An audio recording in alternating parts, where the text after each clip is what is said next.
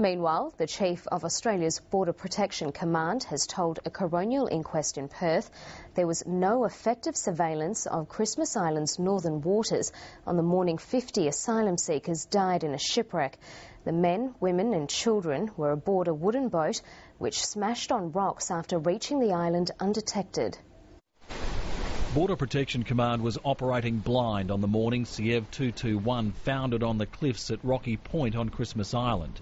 It took calls from stricken passengers to 000 emergency numbers in Australia to alert authorities of the unfolding disaster.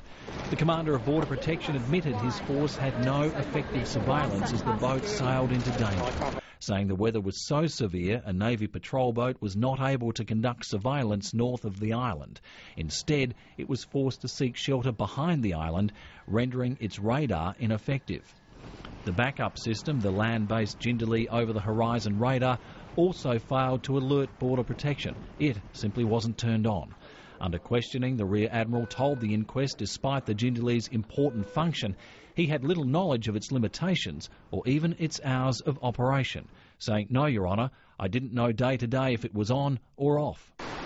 The Rear Admiral was then questioned why there wasn't always a system of constant surveillance using people on the island with binoculars or telescopes. He replied, "Because we don't always expect boats to arrive." The Border Protection Commander had little to say as he left the court. All the documents have been delivered in accordance with the summons and they're being treated in the appropriate manner. That's all I can say. Thank you. Those documents, including some considered highly sensitive, are now being held by the coroner as he prepares to conduct a wide-ranging investigation into the circumstances of the accident. Questions over surveillance or the lack of it on the morning of the tragedy are expected to be put to other senior Border Protection officials later this year. Andrew O'Connor, ABC News.